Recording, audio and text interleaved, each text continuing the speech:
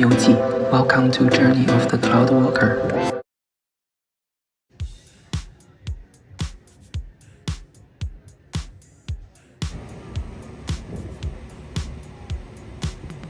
When discussing the Auckland Rainbow Parade, many people initially assume that it's simply a celebration of equality already achieved.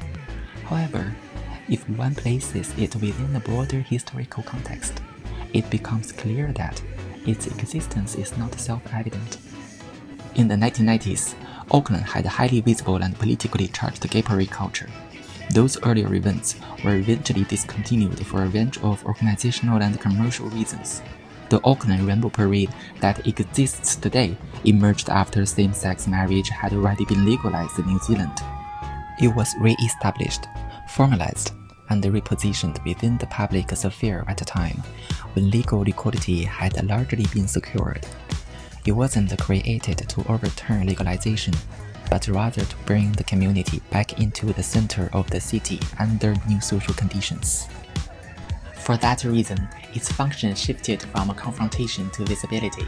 It has become a recurring civic moment that reminds the city that diverse sexual orientations and gender identities are not peripheral phenomena, but part of everyday Auckland life. The parade is usually scheduled during or close to the Pride season in February. February weather in Auckland is often unpredictable, yet attendance remains steady. I first attended the Rainbow Parade in 2016 with my ex-boyfriend. At that time, my life was relatively stable, which allowed me to stand within the crowd without feeling the need to prove anything. What stood out to me was encountering acquaintances and friends unexpectedly. Being recognized in the public space without needing to justify why one is present is in itself significant. Upon entering the parade area, what one notices first is not the music, but the people. There is a wide age range, from students to families with children. The police and organizers implement traffic management and safety arrangements well in advance. The atmosphere is orderly rather than tense, and there is a sense that the event is both structured and protected.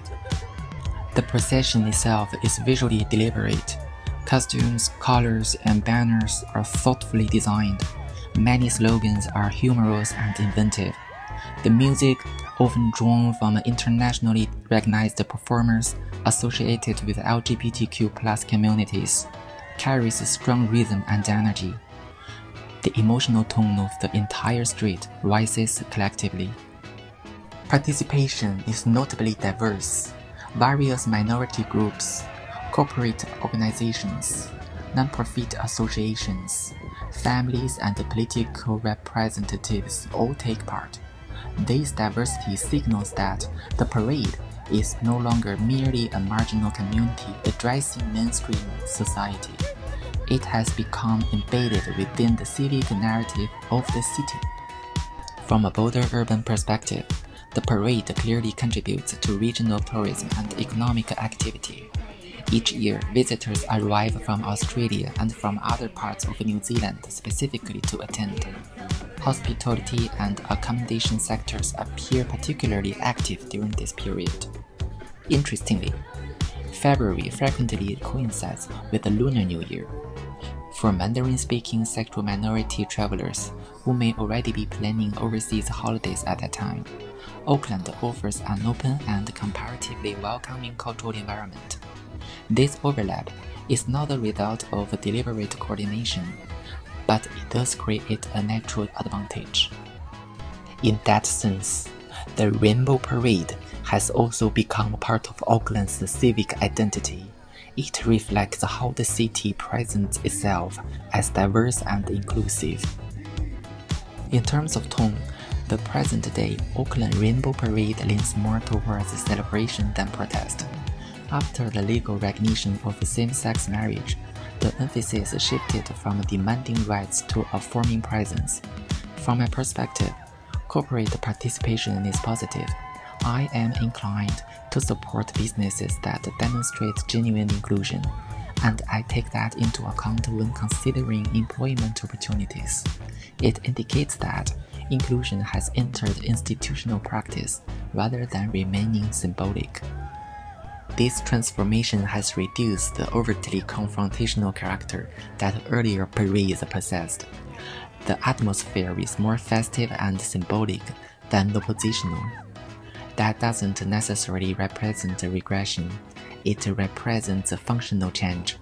For younger generations, the parade still holds importance as a reminder that present freedoms were not inevitable. I was naturally recognized by people who knew me while attending the parade. That state of not needing to explain oneself or conceal anything is, in itself, precious. Without the parade, Auckland would lose not merely an annual event, but a public affirmation of diversity.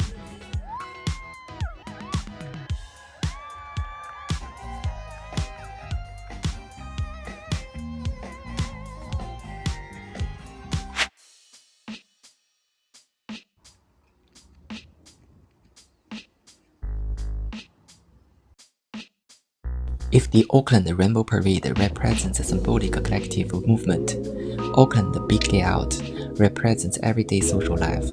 Established in 1994, it's one of the longest running public events associated with LGBTQ+ communities in New Zealand. It has constantly taken the form of an outdoor festival. Unlike a procession, the Big Day Out takes place within an open venue.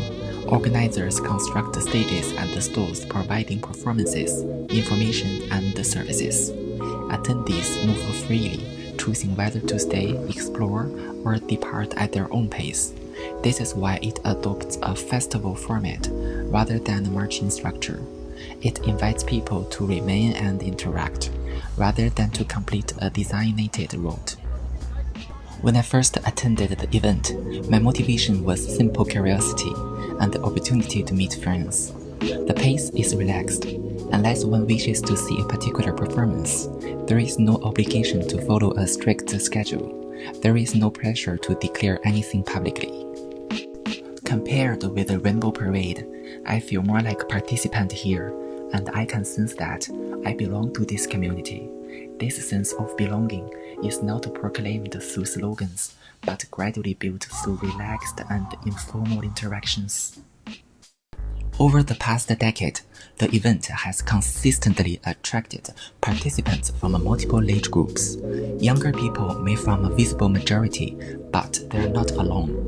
The language surrounding identity has gradually broadened from a narrower framing to a more inclusive LGBTQ+ understanding. This shift is noticeable and reflects wider social change. Drag performances are among the most anticipated elements of the stage program. They function as both entertainment and cultural expression. Political representatives often deliver speeches, although I personally maintain a certain distance from that aspect and do not offer commentary. The Big Out also serves as a platform for creative expression. Tattoo artists, independent craft sellers, and small-scale vendors contribute to a market-like atmosphere.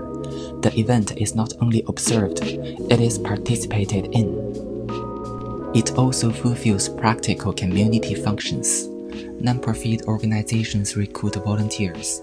Mental health services provide information. Sexual health education resources are available. These elements ensure that the event extends beyond celebration and incorporates support structures. Some ask whether such events genuinely represent the entirety of LGBTQ+. In my observation, asexual, intersex, and transgender groups are present and visible. As for Asian queer visibility, I have observed a noticeable increase in participation. Although my own personal sense of visibility may be limited, I have seen groups of Asian attendees attending together in significant numbers. The format may appear similar each year, but people themselves are constantly changing. New faces appear, familiar ones return. The structure may remain consistent, yet the relationships within it evolve. If asked whether these events will become more political or more entertainment-oriented in the future, my instinctive answer is that they will become more integrated into everyday life. As diversity becomes increasingly normalized, such gatherings will feel less exceptional and more habitual. The Rainbow Parade emphasizes collective resonance. The Big Out emphasizes interaction and connection. Their forms differ, but their significance is complementary. Together, they reflect Auckland's inclusive and open civic character.